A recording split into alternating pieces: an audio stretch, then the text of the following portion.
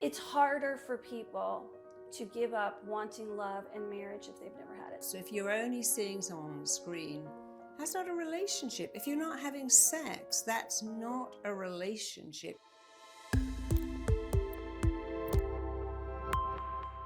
So today's a fun podcast because I'm talking to my friend, Patti Stanger. You will know her from The Millionaire Matchmaker. She's had this amazing show. My daughter loves her, my niece, all my friends and I go, you know Patti? But Patti also has something called Millionaires Club International. It's a professional matchmaking service for millionaires. And Patti's an expert on dating. And I had my own advice column for years, and people would always write in and go, I can't find someone. I can't make it work. If you ever get stranded on a desert island, you'll only ever look for three things: food, shelter, procreation. So is that sex? Yeah, it's our third need. I'm not going on that desert island without sex. It's about finding a mate. That's our three needs: food, shelter, and someone. You know, they have a Chinese proverb: to have a perfect life, you need someone to love, something to do, and somewhere to go. And then there's the triangle, which is how you sell a gym membership. And the triangle, 3 points: I need a job that's great, I need a relationship that's great, I need something just for me. That could be keeping bees, doing yoga, going to the gym. But all of these things show us that relationships are so important. We have a need to couple up, it's in our DNA to belong, to connect. In fact, our primal need on the planet is to find connection and avoid rejection. So Patti, how do people find them? What is going on in the modern world? People can't find someone. We got a problem right now. Yeah, tell me. I think COVID made people go inward to realize they don't have love. So it's kind of like our 9/11 when we heard the phone calls coming in and I love you, and that's the last time you're going to hear from that person. My business went through the roof when the banks opened. And it's because at the end of the day, when all is said and done and we're on our deathbed, it's not how many cars you had, how many houses you bought, how much money you had, did you do cryptocurrency? It's about, did I have the great love of my life? So inwardly, everybody's going inward and saying, I want this great love, but nobody wants to do the work. They just want to go to the computer, push the button. And the majority of people on dating sites aren't really the quality that most, at least women, seek. I can't speak for men in that department. The women are in college more than men right now. They want equal or above. And you're seeing a lot of slacker hackers on these websites going back and forth from one to the other. So they come to the matchmakers like us, but not everybody can afford us. So, you know, what we're finding out is that they're either chatting on Instagram, going to Clubhouse, which is a great, you know, podcasting community, an audio app, which I have a room on Tuesday nights, and they're trying to meet each other this way. But then the older generation is sitting in their houses and, you know, complaining and whining and in their, you know, and in their soup, and they need to listen to you how to master their mind to get out of their own way, because I think a lot of it starts with your mind. So what is the work? You said they're not doing the work. They're not getting out of the house. You remember how you recently had a podcast with Gabby Bernstein, and you had a friend who said, I'm going to make gazillions of dollars, and I'm just going to sit here and meditate and manifest. And then you checked in on her, and nothing had changed. Yeah. You know, you can go broke that way. So if you don't take 20% of your search online, which is fine, and then another 20% getting out in the community, another 20% telling friends and family, fix me up. And then the 20% at the last part would be the wiggle room, the magic, where the universe does the meet cute at the grocery store, or you just happen to be somewhere and you meet someone. But if you don't do the work where you're physically getting out of the house and you're putting all your eggs in one basket online, you might be in trouble. Yeah, because if you wanted to find a new job, you would start going for interviews. You want to find a new home, you start looking at them. It's so weird that people think, yeah, but I'm going to sit in the house and manifest love. No, you've got to go out and put yourself in front of the kind of person you want to go home with. If you're a girl and you want a guy, get out of the yoga room. There's no guys there. Right. And go in the weights room. If you're a guy and you want to get out of the weights room and go into yoga. Well, I never understand. Men come to me, we're the women. They're in Yeah, spiritual everywhere. classes. You go Yeah. to spiritual classes, self-help improvement, mind value, Yeah. which you're part of, and you go to these places, and you find and you're going to someone. find tons of women. You will Yeah. be the only straight guy, because Yeah. there's always one gay guy and one husband that was Yeah. dragged to the event, Yeah. right? We know this. Yeah. You do a ton of these events. I've been to your events. Then, if you're a woman, you've told me a million times, why don't I play poker? Yeah. Like, right? Or go to a car wash. I had a client who said, I can't find a guy. So where are you going? Yoga, women's book clubs, women's, but there's no men there. You're not looking for a girlfriend, you're looking for a boyfriend. Go to a car wash every morning and read car magazines, but go every week and act like you're a real motorhead. Well, that's what's happening right now. There's this thing called Coffee and Cars all over the country. Malibu started it. So you go there, you got to get really early in the morning, 8 o'clock in the morning. Jay Leno and his tribe come out. Or go to IT classes where there's loads of guys. First of all, cryptocurrency is the hottest thing, Bitcoin, NFTs. You go to these events, you're going to meet people. You're going to connect, because now you have a commonality. So you have something to talk about really where the pressure of, is he hot? Will he ask me out? Blah, blah, blah. Is it going to happen?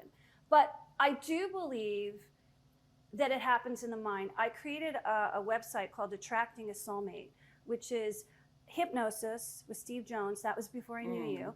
And then Joe Vitale, the star of The Secret. And then the last thing is we put not just hypnosis and meditation, we put subliminals in. And I'm a big believer in subliminals. It works. Do you know stores were banned from using them because they're so successful? They actually banned stores from subliminal audios, because they thought, well, if you're saying things like whatever they're saying, you know, you like healthy produce, you could be saying, buy more, buy my. Well, that's kind of like the commercials when we saw in the movies. Yeah. They would be like, you know, you'd all of a sudden the movie starts like, and then you'd see the commercial, oh my God, I got to have the Hershey's quick. Yeah, you know, save my seat, let me run to the thing to get it. But Kelly Howell was a big company. She's this girl who invented a lot of the subliminals, the isochronics, the biochronics. When I've seen results the best, when you can affirmation yourself, you can't master your mind on a regular basis because you don't have the discipline. It's like brushing your teeth. You didn't get up in the morning and brush your teeth. This is like kind of short-circuited. You jump the shark and you get to the other side. And people have said, wow, these results really work. And you feel better. You feel sexual. You feel more attractive. You don't have the philosophy you talk about of like, I'm not good enough. That kind of melts away. Well, that's the number one. I believe that to find love, you have to have 3 things. And you can't have 2 of the 3, you have all 3. The first is the big one, which is you have to believe you're lovable. You must have the mindset of I'm lovable and you're lucky to be with me. And if you don't have it, then just get it. How do you get it? You repeat it over and over again. I'm lovable. I'm worthy of love. Because if you don't have that, doesn't matter who you find, you will systematically set about ending it yourself because you believe you're not lovable, or you'll attract someone you don't even want. Well, I didn't want him anyway. I like married people. Why is that? Well, it's going to end. They don't say that. But if I don't think I'm lovable, I'm going to find someone who isn't right for me. I'm going to find someone who is right, and I'm going to destroy it because I don't believe I'm worth it. So the big thing is saying every day, I'm lovable, I'm worthy of love. You go, no, I'm not. It doesn't matter. The mind learns by repetition. Say it, say it, say it. It will sink in. The second thing is, what does the person you want look like? I don't know. Well, that's important. What kind of person do you want? What are their values? You don't want just anybody. You want someone who's right for you. You don't want someone, you know, I see many women in their 50s, I want a 25-year-old. Oh, why? God. They go clubbing all the time. And how are you going to feel? You know, it's you're 50, he's 25. What about when you're 75 and he's 50? You want someone First of all, who has your energy's at a slower level. So you know? really be aware of the kind of person you want. Do you want a crazy bad boy or a cold woman who makes you feel, of course you don't want that. But the third thing is, and people forget that, how much effort you're going to put in. You've got to work for that. You've got to go out and put yourself in front of people, make an effort, accept invitations. So you have to do all 3. Just like if you want to grow, if you want to be successful in business, 80% of your success is mindset. So get the mindset. What does your product look like? And how much work are you going to do? And it's the same. Decide you're lovable. Be very clear about what kind of person you want. So when you meet them, you go, yeah, this is the right person. And then you have to make some effort. You can't sit you can't sit at home and think, well, the Amazon delivery guy is going to be my guy. I wish they could deliver a perfect guy. Yeah, but that's the problem, wishing and hoping. You've got to go out there and also go out there and live a full life, Paul McCartney always said, when I met Linda, I fell in love with her because she was taking Heather to the dentist. I had lots of young girls, but she was a woman and she had a busy life. And that's what I loved about her the most. And I've worked with thousands of people who say, what I loved the most about my partner was she was busy. She was independent. She had a life. She was compelling to me because she wasn't like, oh, please come into my life and fix me. It's like, I have a full life. You want to be part of it? That's great. But I can live without you because neediness is so unattractive in men and women. To rescue someone is the worst thing in the world. Yeah. I tell them that every person, male, female, gay, straight, do not rescue. Yeah, don't rescue. You are doing a disservice for yourself as well as the person you're with. So I want to talk to you about something that I'm really tuned into, which is our greatest fear is our fear of rejection. It wasn't long ago that we died from rejection. You only have to watch Game of Thrones to see that safety was a numbers game. If you belonged to a tribe, you would make it. And in Romeo and Juliet, he said, please say death, not banishment, death. Because he said, I don't want to be banished. There's nothing outside these walls but purgatory. So our fear of being rejected is profound, but it's not real. We used to die from rejection. Now you can live on your own with 100 cats, get everything delivered by Amazon, live till you're 105. So we don't die from rejection, but we feel that we might. And now it's worse because you can get rejected online. You can get rejected from somebody you don't know. By an algorithm. Right. And then there's all these new words, ghosting, being dumped. There's so many new words. I've been ghosted, I've been dumped, I've been signed, I've been overlooked.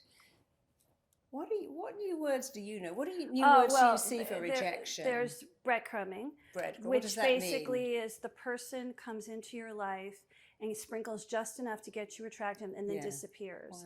Wow. There is submarining, which means you've gone out with the person, he shows up, he disappears, 2 weeks later he comes back, maybe 6 months later, and you're like, why do you keep going out at one time with me? I'm not a fan of either one of them. I feel if you're breadcrumbed or you're submarine, get rid of them. And icing, what does that mean when they say being iced? Icing, I don't know icing. I don't know if that's ghosting. It means someone's put you on ice. They liked you. In other words, like they're in rotation, which is basically Saturday night is the night for the girlfriend. If you don't make the cut for Saturday night, you're not the girlfriend. Friday night's going out with a group of friends. Sunday night is brunch, which means I'm not even sure I want to even talk to you. And Monday's laundry night. Someone asks you on Monday night, they are like, their calendar is filled. So you have to know what each night stands for. But what's sad about it is, why even talk to these people? I believe in, blocking and delete. Delete the message, block them, never speak to them again. They don't need to be in your energy space, in your aura, because they're going to suck you dry. They're succubuses, and you're going to be so exposed. Basically, it's like a virus. You could get sick by having these people in your life that suck your energy out, that you have no time for the good ones. Yeah, because we show people how to treat us. And when you're seeing someone who doesn't turn up on time, who cancels, who just wants to... I find it weird that this generation, they don't speak on the phone. Well, they have no communication skills. It's email avoidance. And text. Remember, the millennials and the Gen Xers are living in the houses with their parents. They have no hunger. They only spend $100. They don't care about getting the fancy car.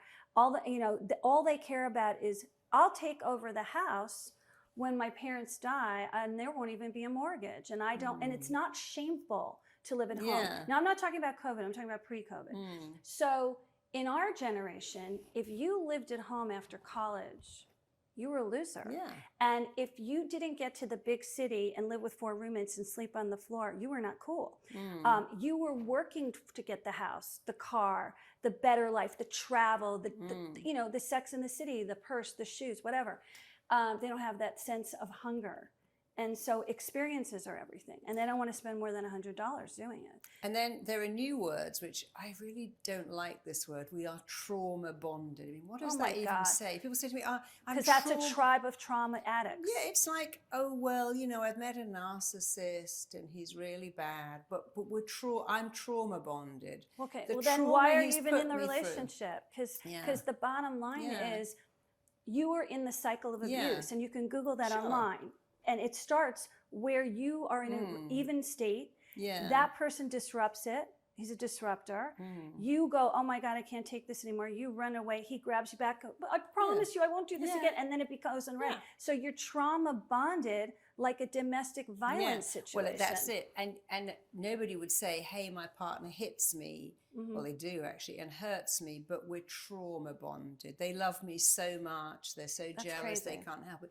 But it isn't just the word trauma bonding, which I think should be banned, because it's saying I'm bonded to someone through trauma, maybe through domestic abuse or a narcissist, but I can't leave them. But then we have another word I don't like, which is twin flame. Oh, I can't stand it. Well, that's a whole, I went through the experience of the twin flame with someone. And I was, you know, I'm very spiritual. I meditate.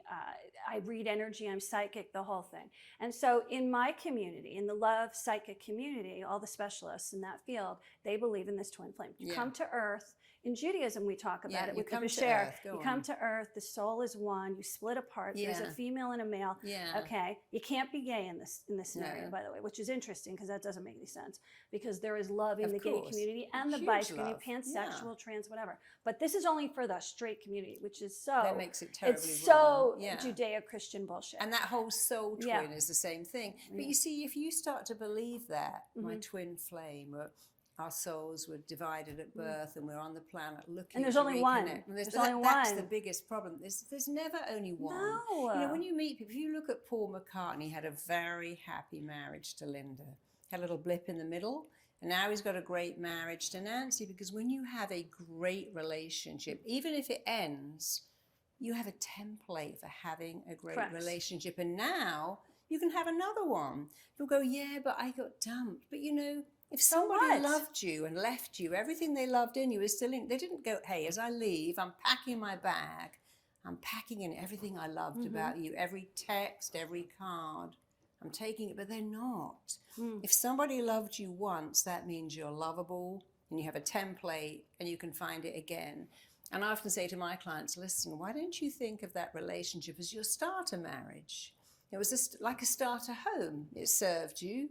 And then you grew out of it. And it's okay to, you know, we live until we're 95. We do? Oh my God, I don't know if I want to live that long. 102, I do. I want to live until maybe in your country with your queen, but damn, that's a long time. But even if you're going to live until you're 85, you know, 60 years with one person is hard because you grow and evolve and change. And I think it's kinder to say, I was in a relationship and we just grew apart. That was a starter relationship, but I learned a lot, and now I'm going to have a better relationship with what I learned, rather than I couldn't go through the pain. They broke my heart. But it's better to have loved than never loved at all. Sure. So, I mean, and if you don't have your best friend at the end of the day, what's the point of the relationship? Like, I know I'm one of those who believes in the best friend with the sex, that has your back. And at the end of the day, that's the person I want to be with the most in the world.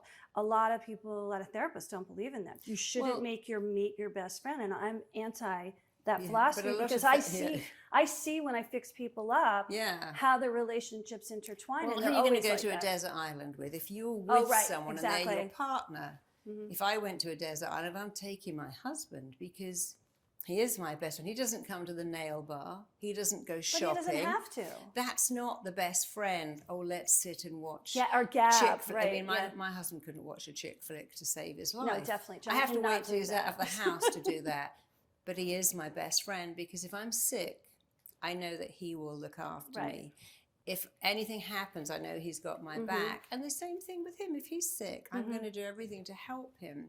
And people get very confused about better. We've got to hang out. No, it's who would you go to a desert island with? Who would you spend your worst moments with? Who is going to be there when you're ill, you're suffering, you've had a bad day? Well, hopefully your partner, because you need best friend chemistry you need sexual chemistry, but you also need deep love and admiration. And of course you should have your best friends. I mean, I love my best friends. Luckily, my husband loves my best friends too, and I really like his, which is incredibly useful. That's important. Yeah. You want to be around his tribe, and he wants to be around your tribe. But if you don't like something, he has one that I don't particularly like. Okay, you can't like them all. Yeah, but that's fine, because then you do. It's a bit like, you know, we have children separately, and much as I love his children, he loves mine, I still see my daughter separately, because we have a bond that's just me and her and me, and he gets that.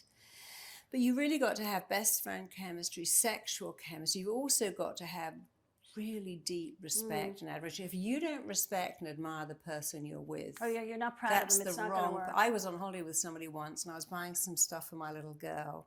I said, hey, won't you? He said, I don't buy my daughter gifts. I'm like, oh, you're not. He said, I pay for her schooling, and I buy her stuff at Christmas. And I remember thinking, I don't respect you. I knew I was leaving him in that instant, because I thought, wow, how can I respect someone who won't even buy their daughter a little gift? And yet he's wealthy. He's very wealthy. So this is not a major thing. And if you can't respect someone, well, generosity is important. You have to. Most people don't even look at generosity when they're looking for a mate. I say it's not always money. It's generosity of spirit, time. Generous heart. I'm going to spend. I'm going to put the phone down because you need me. I'm going to pay you compliments. I'm going to give you generous as I'm going to give you my time. So when you look at that, you've got to have all three. You can't. People say, "Oh, but the sex is amazing." I don't actually like this person, but oh my God, the sex. They're addicted. That's great. That's for an a year. addiction. That can't work. Or they say, we're like brother and sister. We don't have sex. We really get on, but we're roommates. Yeah, with your roommates. Or I have the first two, but I don't admire them. You know, men, their biggest driver is to be admired. And if you're with someone that you don't admire and you start to diminish, it cannot work, because the biggest problem in relationships is rolling your eyes when they tell a joke, putting them down, diminishing.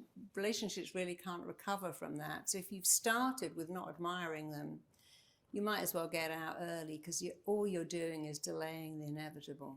But anyway, I'm here to talk about you, and I really would love you to talk about the biggest mistakes people make when they're looking for love.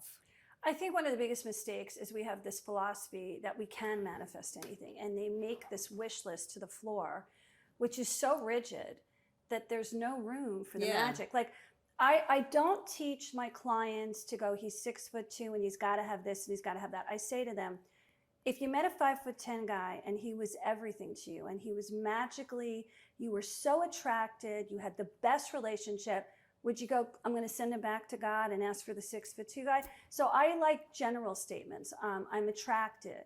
We are compatible. He has my back. He's a loving, caring, kind person. And stay on simplicity. Because when you get this rigidness, you know, you're not the manufacturer of the product, you know, and I'm just the distributor of the product. So I can't say that there's a million of what you want out there. But I can say that if you do the work and you give it a sense of simplicity, it will come. It's those who are rigid have the hardest time in finding love. It's like, what are you looking for? I want someone who looks amazing. They've got to make $50 million a year. Yeah. And they're like, you know, I get these requests like, it's Bill Gates, but looks like Brad Pitt. Okay, get in line. So it's not realistic. The other thing, I think, the second biggest mistake is that they go on the dates, they make the person in front of them their best friend after one cocktail, and they pump and dump their past. They tell their ex stories, and if they don't like women, it comes out. If they don't like men, it comes out. My father did this, my mother did that. It's like, you're on a date. It's supposed to be enjoyable. It's supposed to be a common interest, values, and morals. have some mystery, you know. Mystery, you want someone to come back for more. Well, social media's killed that. That's social media. That I was in Frida Kahlo's house in Mexico last week. I love her. I love the house.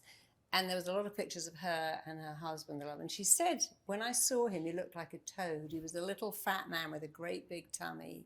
And I looked at him, and it was love at first sight.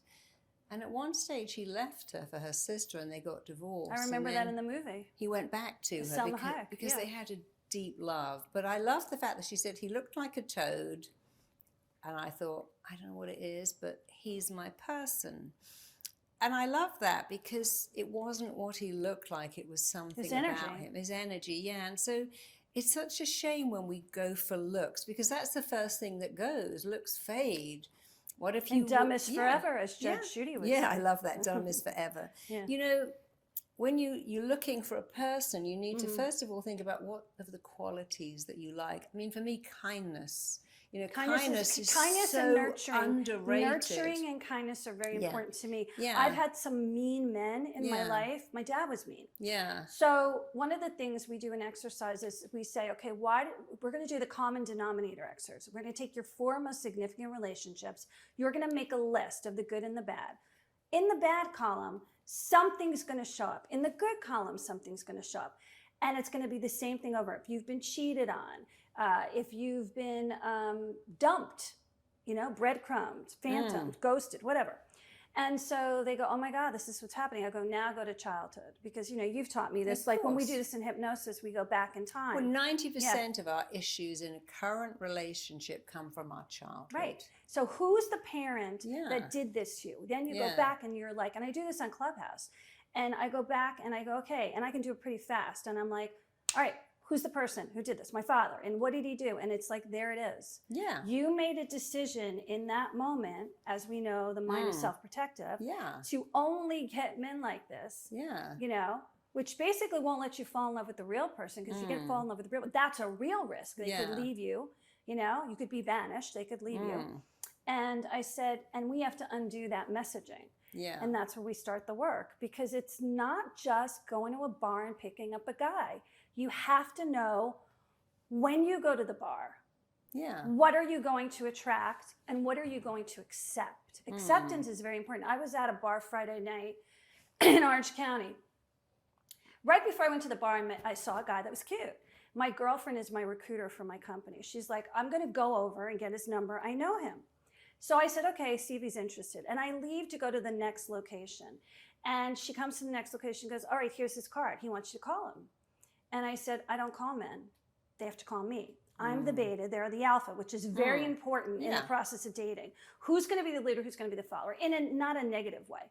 And he goes, well, he wants you to call him. So I said, no, give him my number. So she texts the number. He goes, have her call me. And we're going back and forth. And I'm like disgusted. We go to the next location, Maserativille, the richest people in Orange County. Lots of older men in their 40s, 50s, and 60s. Tons of women at the bar. Not one man is buying a woman a drink. They're talking to the women. They're at the back where they're waiting for women to parade by. They are the lazy lions, I like to call. And we're sitting at a table, and my recruiter's like, get up and mingle, get up and mingle. I'm like, no, if they like me, they'll come to me. I don't hunt. I'm a gatherer. So 2 women pass by, and they go, this is the worst bar in the world, the richest men in Orange County. They can't even buy drinks. We have to buy our own drinks. I'm like, let's go home. Because right then and there, I saw the entire experience. So then a guy sits down who knows my recruiter, sits at the table. He gaps for an hour. He owns the biggest yacht in Newport. And I'm like, he's taking up our time. He didn't even ask you to drink. Now, I drink water. I'm not a drinker. So they're drinking, and I'm thinking to myself, these are like children. They are girls. They're men with vaginas. They don't have this hunter mentality, which is what the women want. So why spend time with them? Yeah. Why go to these people? If you can discard all the looky-loos, the 85%ers, you'll have 15% left, which is quality. You'll build on that. You'll feel the vibration of the giver, not the taker. You'll go out into public, and another giver will come, and another giver. It's repeating the process over and over again. It's important in a relationship to understand that most men, but some women too, men like to hunt and feel they've earned what they've got. Right, but the thing is, we've got women spreading their legs for a song. Yeah. You know, used to get pizza in a movie. You don't get that anymore. Yeah. You know how a man likes to earn it, because if you have sex with a guy, it's very important that you have an orgasm, because they feel like, I did that. I did that. Yeah, they got something out of it. Yeah, I'm a good lover. Yeah, because it's important that they feel I earned this, and that's why it sounds so 60s. Don't give it away. But my friend got married, and she said, I had sex with my husband on the first day. That was in a wedding speech. Yeah, there's always an exception to the rule. And they're still together. It's not about don't put out and hold back. But there is a very important element of that. What are you worth? Are you worth pursuing? Are you worth making an effort for? But it's also biological. It's because really there important. is, if you have estrogen in your body, you're not in menopause, you have lots of estrogen surging. You now have oxytocin. Men don't have it. You bond with them. They're not bonded to you after sex. Now you're stalking them at 2 a.m. and dropping off the chocolate chip cookies at their house just to see who's there. And you're obsessed and spinning. Yeah, because you're giving and not receiving. And they're going, I'm not attached to you. I have no oxytocin. So you are at a risk. Oxytocin was because in the early days of when you're 14, you got your period, 12, 13, 14, you got married. You had a baby. You know, that was to bond to your husband. Now we are independent women living into their 30s, 40s, 50s, 60s, and some of us have never been married and successful. And you know, if you're in the estrogen zone, you're at risk because you could lose your life over it. You could go crazy and insane. But also what's interesting is that women really should need to be connected before they have sex, but men need sex to feel connected. So there's always a massive men don't fall in love disconnect. through sex. And nobody understands that. But only women emotional. do. They fall in love emotionally. Yeah, but women do, which is really interesting. So let's talk about your mindset. Tell me about some of your issues in dating and life where you've really Marisa, had you're to... going to kill me here. You've really Knowing had to that use you're your my friend and you mindset. know everything about me. Well, I mean, we've worked together and I've done 2 hypnosis sessions with you, which were extraordinary. When I was 11 years old, my father was a drunken alcoholic and he was having financial problems. And he pointed to me and he said, "You made me lose all my money." Now, I didn't, of course, and I took it in. Now, when I was 11, I didn't know not to take things in, which, you know, we learn later in life. You didn't really have much choice because you learn what you live. Right. So I took it in. And then every single person after that had a financial problem that I dated. They were like, they couldn't get, and I didn't. I was successful. I was a good pivoter. If I lost my job, I had another idea, or I opened my own company, you know, things like that. I was a good pivoter. And I was always researching and looking for cool things to do. And I always was creative and I always knew that I can make money. The people I were with had, I don't know how to get money. And they were usually kids that were raised by wealthy parents that didn't train them to make money, which was interesting. I don't know where that came from. But every single person I dated down financially. And it ruined my relationships. I was engaged twice. And I just kept saying, why does this keep repeating itself? On the last relationship I had, David, everybody saw Millionaire Matchmaker, I changed my mindset. And then I came to you and I did hypnotherapy session and I said, oh my God, this is the program that I've been running in my computer brain my whole life. I don't have to accept those people. Now, after I did this and I broke up with David, people still showed up that were broke. But I said, no, thank you. I'm not interested. No, thank you. And I could spot it as I spoke to them for 5 minutes. I'm like, he's got that problem. Recently in quarantine, I made a quarantine buddy and he came out to visit. And we met online and we were going to date, but I wasn't attracted when I met him. And I kind of felt he was lying to me and had a financial problem. But I was like, he's not staying in my house. He's around the corner. I'll go out a few times. I'll see if I like him. And I picked it up right away immediately. And I just said, no, thank you, God. And I really haven't attracted anyone with no money since. Yeah, well, what you've done, because I know when we worked together, I was telling you that the most vexing thing about the human mind is hardwired to return to what's familiar. So, and I also think one of the things is self-help people, which I'm a helper. You know, I consider myself one of the 144,000 light workers on the planet. We are taught to be like Jesus, to give. And that's not true. Yeah, because if you give and you can't receive, that's not good. It's We're like not Mother Teresa. It's like when you give a breath, you have to take one. Right. And when you take a breath, you have to give one. So that's balance. So if 2 givers get together, they learn how to receive. If 2 takers get together, they learn how to give. And I always tell people, don't go with a taker when you're a giver. He will or she will destroy you. You'll have nothing left for yourself. You will get sick. This is how disease is created. Nobody talks about that. It will physically manifest in your body. And so once I realized that, I said, I always check now when I'm dating, is he the type of man that's a giver versus a taker? Because I was raised by a taker And I also dated mostly takers. So I'm like, I can't do that anymore. And also you had more than one father. And so... Oh yeah, well I had 3 fathers. I know. And I was adopted. So I started out with, I'm not good enough. That's the mantra. You started out with rejection. Yeah. And you got rejected 3 times by 3 dads, which is hard. Almost impossible for a woman, because, you know, when we're born as a child, we need to connect. Our whole survival is I've got to connect. But if you're rejected a lot, that whole familiar, unfamiliar is really frustrating, because once the mind works out what's familiar, it will go back.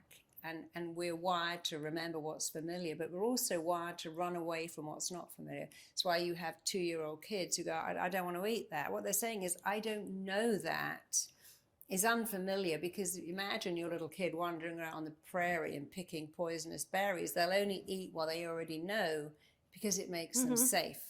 And we're the same. I'm only going to date what I know because I'm safe. But that's only going to come towards me. Yeah. So just because it comes towards you, you can say no, thank you. Well, the thing that helps you more than anything is to understand. Here's a fact: your primitive brain wants to go back to what's familiar and wants to avoid what's unfamiliar. But here's another fact: you can make anything you like familiar. I mean, put a bit of silicone on your finger and ram it in your eye. How unfamiliar is that? Do it every day. It becomes normal. Cleaning your teeth, peeing in a toilet wasn't familiar once, but then you begin to make it familiar. And so if you want to have a great relationship, look at what you want. If you haven't got what you want in your life, a part of your mind thinks you don't want that. That great person will hurt you, but that not great person over there, they're never going to stay anyway, so you're safe with them. So you have to decide what you want, and then you have to say, you know what? I'm going to make this familiar. I mean, for me, I was a head teacher's daughter. And so I grew up with a father who always made other people's kids more important than me. He was a great head teacher. He was a great person. He wanted to be a great dad, but he was very unhappily married to my mother. They had nothing in common. And so I grew up always feeling that I wasn't important. I wasn't smart enough. I wasn't interesting enough. And of course, I then dated, guess what, men who never made me feel important. And one day I thought, you know what? I actually, it was the funniest thing. I was having lunch with someone, and I suddenly said to him, oh, you're like, he was trying to tell me what I could and couldn't eat. Don't eat that, it will make you fat. You don't need that because we're having dinner later. You shouldn't have an ice cream now. It's not. And I said, you're like a headmaster. I went, oh my God, this is my father. I'm actually with my dad. From that minute, I could never have sex with him again. I had to end that relationship, which was weird because we were on holiday. And then I had my light bulb. Oh, I'm dating people like my dad, but I'm trying to change the ending. And now I'm going to make that unfamiliar, because so many of us are working. Let's find what's familiar and change the ending. I've got a cold, distant person. I'm going to turn them into a pussycat. You can't I've change got an anyone's absent behavior. person. I'm going to make them present. Life is too short to work to change the beginning. So I thought, right, I'm going to make that unfamiliar. Every time I meet someone, I'm just going to say I'm making that unfamiliar. And I'm making a great government. If I hadn't done that, I never would have met and married my husband. I had to make what I needed familiar, a really kind guy. And we talked a little bit about, I mean, for me, I thought, what do I want? Funny. John's very funny. So screamingly funny. Intelligent, kind. And also... He adores you. I know, and I adore him. And because... I travel. I couldn't be with a banker who only gets 4 weeks holiday a year. How would that work? So they had to be someone that's independent. A lot of the self-help community has the man behind the woman, or the woman behind. And it's such a great thing to have. That's the one thing I've always wished to manifest, is to have someone run the business with me, because but it's I really thought about what I exhausting. wanted. And even a family man loves kids, because I have a child, and you have to love that. Having someone who's never had a kid, when they're going to take on your kid, doesn't always work. It can work really well. And I even wanted someone who loved cooking. And Which he cooks. Oh, he loves it. He's an amazing cook. And he even loves shopping for food. You hate cooking, so I don't. You don't like anything. No. But I thought about what I really wanted, and I decided to make it familiar. And lo and behold, he showed up. We got married 10 months later. And we're blissfully happy, but it's because I looked at the qualities, kindness. Do I want someone with a six-pack that's 6'4"? Not really, because I had that and it was lovely. But when you're with someone who's drop dead gorgeous, after a while you don't see it. And when you're with someone who may not be, when you love them, they become utterly gorgeous to you.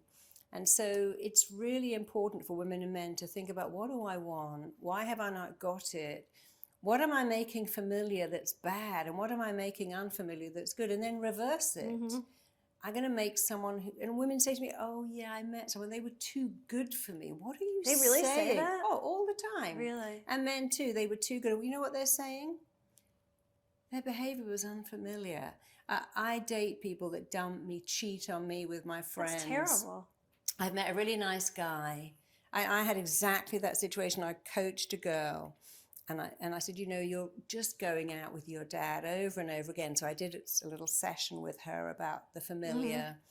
Off she went back. She came and said, it was amazing. I met this guy. He was all over me. He called me, he picked me up, he took me out, he sent me a text. I'm not seeing him again. Why not? He's too good for me. I said, no.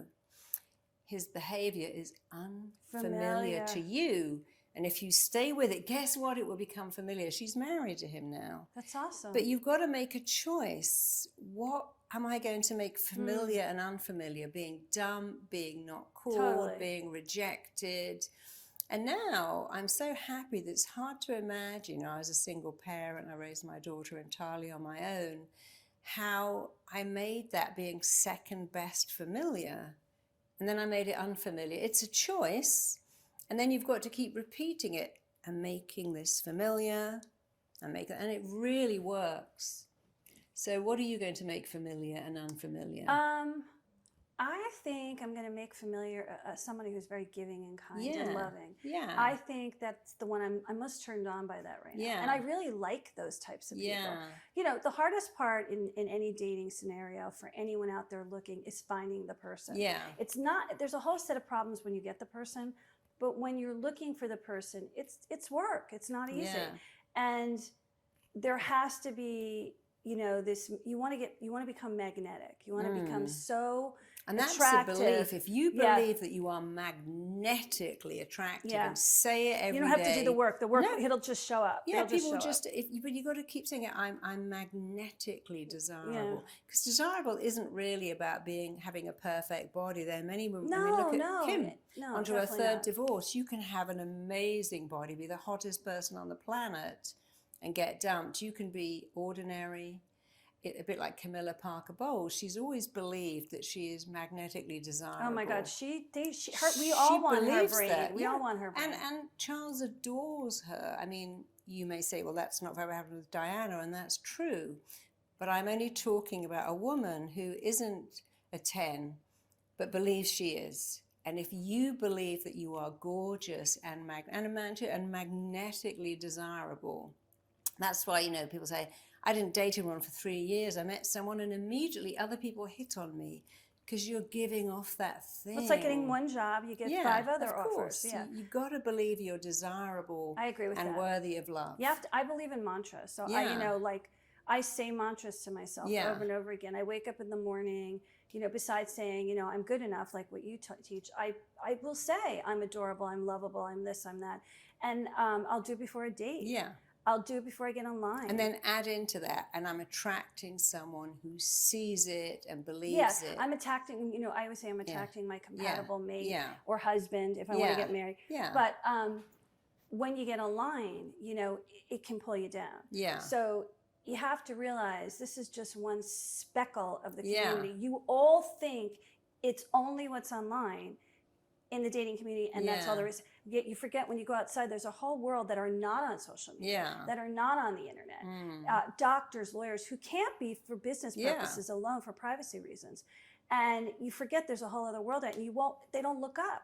I go to a restaurant, everyone's on their phone. I'm like, look up and smile at someone. It's so weird how that's another big one. We're now connected to our screens. There's a great restaurant in England. It says outside, we don't have Wi-Fi. Talk to each other. Oh my God, you're kidding. Yeah, and people go there, but that is the problem, that, you know, the plane lands, everyone gets out their phones. In a restaurant, everyone has their phones, and now we're connecting to screens.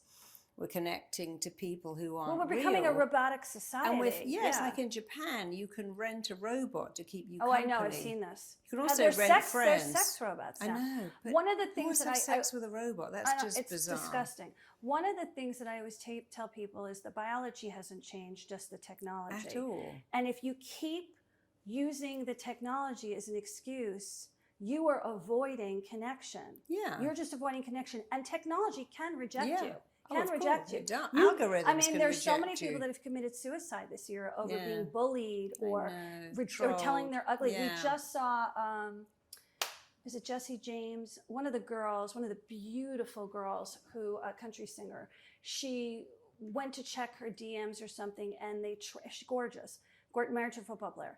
They trashed her, and she said for like a week she was in depression over it. Well, we had two people on Love Island, that show, who actually killed themselves too, and gorgeous to look at. But you have to have a real connection with a real person. You can't really connect to a screen. No. I mean, and when people say, I met a guy recently, and he told me he'd been dating this girl from England for 4 years. Never met her? They'd never met. I'm like, that happens every How single could you day. never I meet say that's someone? not a relationship. Of course it's not a relationship. But he is from a generation that believes talking is a relationship. And he calls her the girlfriend. And I said, what is preventing you from meeting this person? And what it is, They're always busy. It's either they're busy, or the number one thing is they will reject me if they see me. Yeah, of course. If they see me, because... Well, that's the belief that I'm not worthy of love. I can but date yet, someone yet they'll online. FaceTime with them. Yeah. They'll FaceTime with them. And I'll sit there going, okay, you're FaceTiming, you're Zooming, and you can't meet them in person, and you're not broke?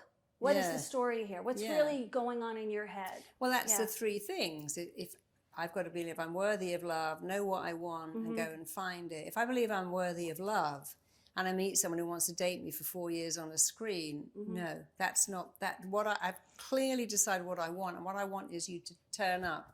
Years ago, when I was dating, someone said to me, because I'll e you next week. I'm like, oh no, you're going to e me next week? Well, send me a message. I get that at work. I knew straight away that's not what I want. If you can't even pick up the phone and turn up, even if someone says, hey, I'll meet you in town, it's like, no, I want someone to come and collect me. If someone said, well, can you drive 2 hours down the freeway to meet me? Maybe when we began dating, but in the beginning, no, you got to come to me. So it's that clearness of what I want. If I know what I want and it shows up on a screen, it's like, if I was a parent, I wouldn't say to my kid, hey, I can't see you, but I'm going to speak to you on the screen. I'm going to read you a bedtime story on a screen. And I have guys who say, I don't see my kid, I'm busy. But we have quality time, because I read them a story every night. I'm like, they're interacting with get each on other. a plane and go and see your kid. You can't have a relationship on a screen. That should be as well as, not instead of. So if you're only seeing someone on a screen, that's not a relationship. If you're not having sex, that's not a relationship. If they are not making an effort to make you the number one thing in their life, except if you have young children, of course, but if they're not making you the most important person in their world, that's not real. So you have the number two is, what does it look like? How does this person, how do I treat them? It's both. You can't go, I want this, I've got a tick list, but also you've got to think about what you want. What do they want? You can't just take, you got to give, and you can't just give, you've got to take. But if you know what it looks like and what it sounds like, or what I want to go to bed every night wrapped in the arms of someone who loves me. I want to wake up with someone who loves me. Having them on a screen, I don't understand how that could even ever be classed as equivalent to love, because love is about touch. And someone holding your hand and stroking your back and bringing you coffee in the morning and rolling over and hugging in the middle of the night. You can't have that on the screen. I don't even know why people think you can. Society. Yeah. Or it's like people who say, we even have sex on a screen. They have their screen, I have my screen, and I've got my little rampant Internet rabbit. sex is a big deal. And we have sex on screen. It's like, that's not the same. It can't be the same. Cyber sex, they call it. Yeah. But But the real sex is the oxytocin you get. Well, the you need to touch, bonding taste, and chemical. smell. The senses need to take over. Touch, I tell people, taste, smell, if you meet feel. someone on Zoom or FaceTime, it's not anything. You have to meet them in person because you won't know until you meet them in person. And then how about this thing about people who date for 3 years and then meet, and the day they meet, they go, oh, no. My friend did that shit. I was dating this guy for 3 years. I'm in Paris. He turned up, and the minute I saw him, I went, no. Oh, no, no, no. What a waste of 3 years. You have to meet someone early to know. I mean, other than quarantine, because we had no choice, I'm not a fan of like weeks and weeks. I won't text for days and days online. Even when I'm dating or teaching my clients, I'll be like, you know, if you're going to come, like a lot of times you meet people from out of state. You're like, if you're going to come and visit me, great. Call me when you're in town, but I don't have time to text back and forth. I don't want a pen pal or a text pal. I'm not interested in that. And you need to state at the top of the hour to the intended person, gay or straight, bi, doesn't matter. This is what I want. I'm looking for a long-term relationship. I'm not interested in texting you forever. If you're not willing to come to my side of town, get on a plane, this isn't for me. Best of luck in your love search. Yeah. Namaste. And of course, when you do that, when you say, years and years ago, I remember I was dating someone who said, yeah, I just come back from Dubai. I said, I'm coming over tonight, but I got to leave at 11 o'clock. And I said, no. Yeah. That doesn't work for me. If you can't be bothered to spend longer, you're not going to come over and we're going to have sex and you're going to leave. Yeah, so I said, actually, don't bother. It's fine. I'm making other plans. He called back and said, oh, I'm really sorry. I was a bit selfish. I said, yeah. He said, I'll come over. I said, no. I've made other plans now. It's too late. Actually, he kind of convinced me. You can punish them. Yeah. If you want. It's not a game.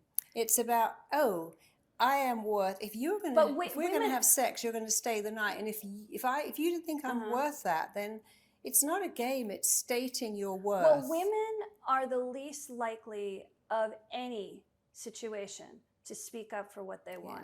They are trained to give from childhood. They are trained to please.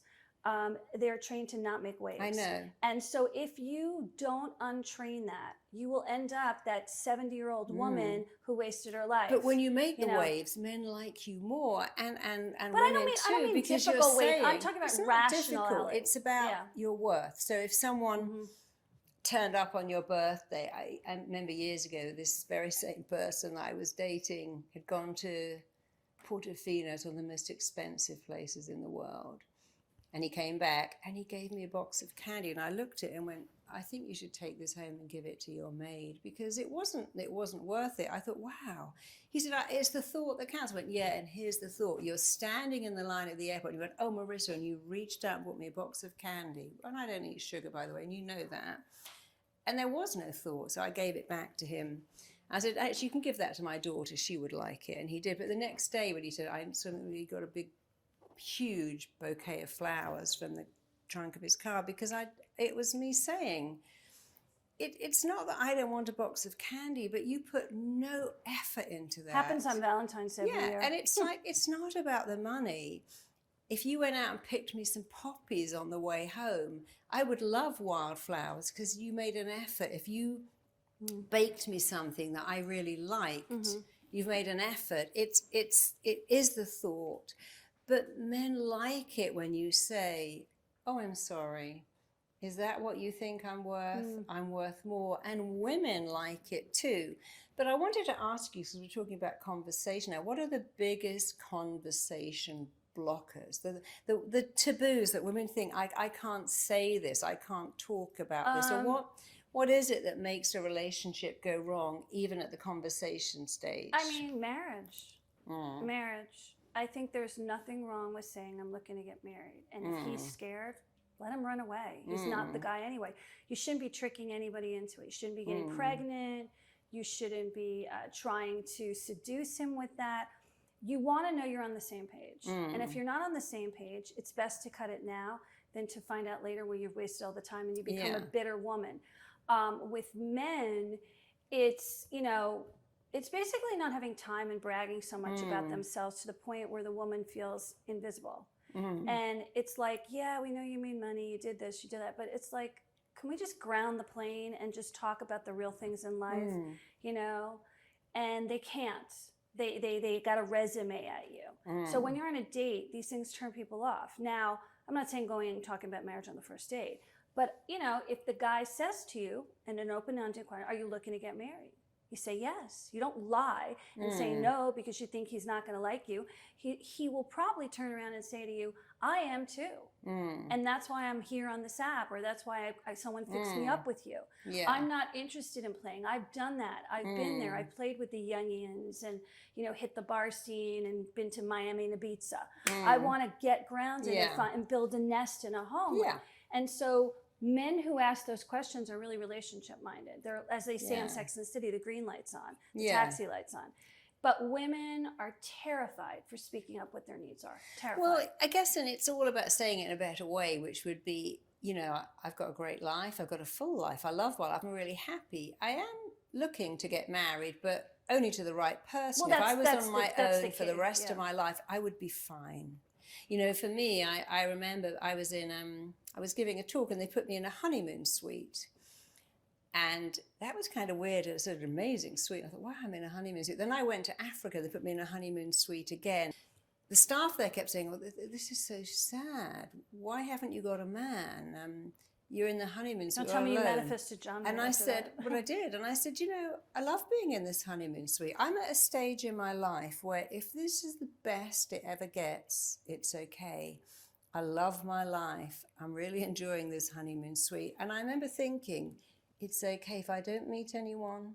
It's okay because I'm really self-contained. And the day I said that, I met my husband 10 days, about 4 days after I got back, and we were married in 10 months. So it's that I'd love to get married to the right person, but I'd rather be on my own than be with the wrong person. I'm not advocating. But that's how women. That's how women when they have the relationship. When they have the fear of saying, "I want to get married," I want it. Then you just find a way of saying it that makes sense. I have a great life. I'm really happy. J-Lo said when A-Rod cheated with Madison, actually DM'd or whatever, and it went viral.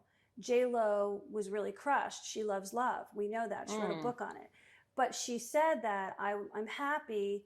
If this is all there is, I'm happy being alone. Yeah. Because A, you don't want to be cheated on, and B, you have children, and and she's doing great work right now. The things she really enjoys doing.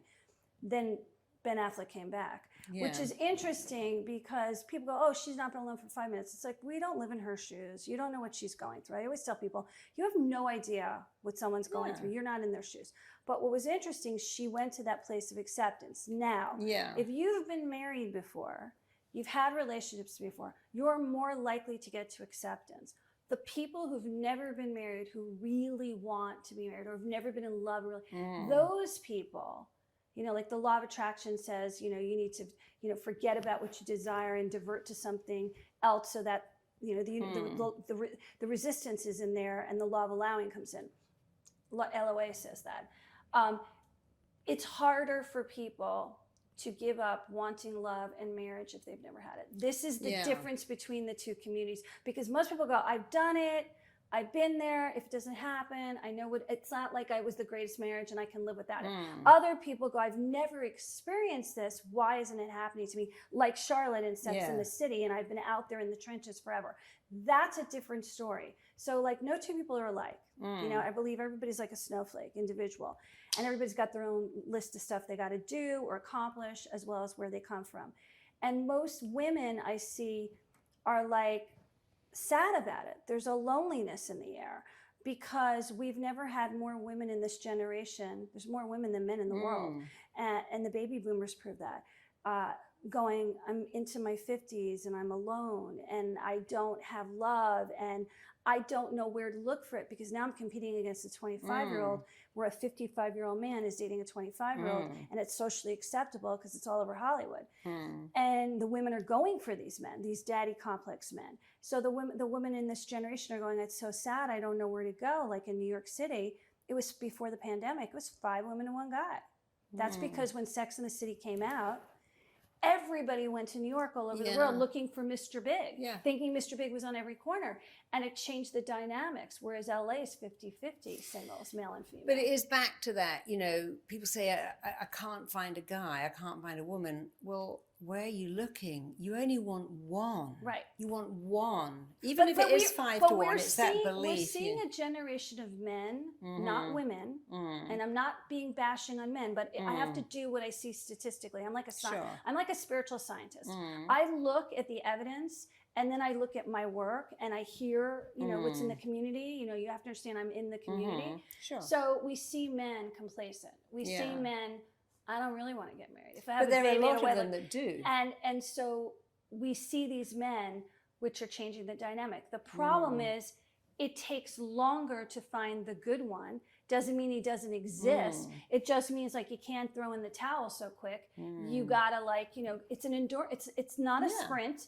It's a long distance marathon. But also you got to look at not what they look like. That's just the wrapping. Well, you got to look at what's inside, there has to be somewhat the values. Chemistry, but not to the point where you're making a wish list like weird science. No. But sometimes people think, we met and we had this red hot sexual chemistry. When you're younger, you do. Yeah. And then I woke up one day and I was bored with them. But you can also meet someone and go, I'm not sure you're my type. That happens when people work in an office, or they suddenly think, one day, I don't know what happened. You suddenly grew on me. Just go, I didn't because like you have to give it a chance. You have to get over this whole sex thing and what they look like, and go for more something else. Can you spend your entire life with this person? Have they got the values you require? Well, I do think there's a combo package. I think you have to be sexually attracted. Married at first sight. Yeah, you do. But that doesn't always happen. Married at first sight, when they started the show, the first couple of seasons. I'm working with Kinetic, the people that make it. So they do Love is Blind too, which is an amazing experiment. So we have Naked Attraction in the UK, which is seriously I know we weird. don't have that here, which is why I hope Netflix picks that up, because they don't have to answer to the FCC. But okay, so on Married at First Sight, in the beginning, all the experts said sexual attraction doesn't mean anything. But the couples that last were the ones where they're better looking couples that had sexual attraction. Then we go to Love is Blind, where you can't see anyone and they get engaged.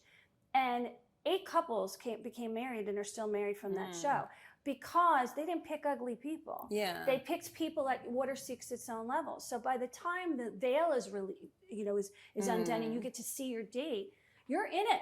You've emotionally, so what they did is they reversed the physical into emotional first and physical second, which is an amazing experiment, because it's showing us, hey, if I'm emotionally connected and I'm physically attracted to you, that's it. I got it. We're done. Let's get married. Yeah, physical attraction, emotional connection. And these were people that wanted to get married. The casting agent at Kinetic, I forget her name, they're going to kill me.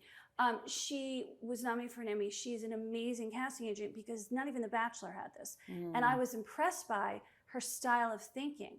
Now, if we were to emotionally connect and I was sexually attracted from online, what's the problem? Yeah. So it's people make problems.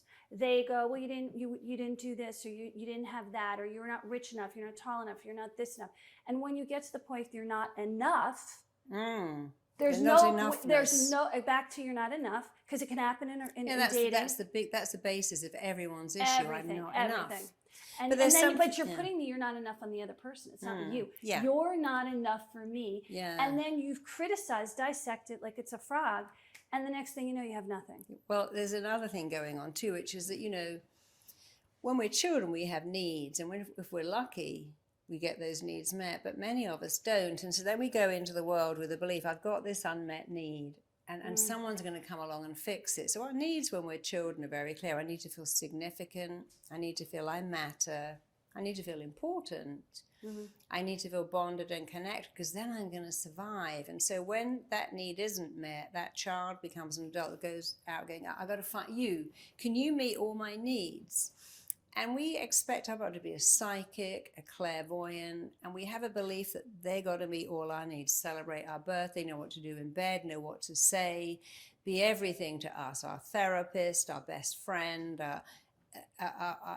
nobody can do that. And when you have needs in a relationship, you've got to put them into 3 piles. Okay, this need, I do expect my partner to meet it. I expect my partner to meet my need to feel desirable or interesting or worth being with. But I got another need. I've got a need for a tidy house, and I got a really untidy partner. Maybe I can meet that need. And the third need, you're going to have to give it up. So you've got to look at your needs and realize that You know, I have guys with the shopping list. And I go, listen, you're not going to find 4 women to meet those needs. So let's break your needs down. Which can your partner meet? Which can you meet? Which are you going to give up? And also, you know, take a minute and imagine your life without that person when you're just about to really lose it because they're messy. That's the late. defining moment. Yeah. Are you going to be that petty about something that is minor? How about when you get cancer? Is he really there for you? Yeah, exactly. So that's the real story. Yeah. But, you know, overall, dating today has changed dramatically because we didn't have these apps. But also because we expect someone to come along and meet every need we have. And that just is never going to happen. Well, they feel it's like pushing the button and getting sushi delivered to your door. Yeah. But what's happening is we're aging. And as we age, there's more singles even in the older generation than there is in the younger generation because divorce is so prevalent. It's like 53%. And it's like you're sitting here going, I'm tired. I worked all day. I don't really want to go to the bar or the restaurant. But you've got to do one thing a week that puts you out of your comfort zone. Puts you in the place where the sex you want to meet, whether it's opposite or same, and that you make an effort. Yeah. You make an effort. There has to be an effort. You can't just be Cinderella living, you know, in the house and expecting the prince to fall from the sky because the prince is pretty much dead. You know, you really got to make an effort. So I tell that to everybody. But, you know, not everybody listens, basically. So what are your 3 top tips, Patti, for mastering your own mind, especially in relation to dating? What are your 3, if you can only give people 3 top tips, and they're your tips that work for you too, what would they be? So I believe in feeling the bliss of the actual thing that's going to happen. And my mother was a big manifester. She would go, like when she was in high school, her boyfriend and her broke up, and she had a crush on the head football guy. So she went on a trip to Bermuda for spring break, and she visualized before she went to spring break that he was going to hold her hand, walk down the beach with her, and they would kiss. And she kept doing this over and over again during the breakup with the boyfriend. And sure enough, they get on the plane. And she goes, "Where's your girlfriend?" to the football quarterback. And he goes, "Oh, we broke up.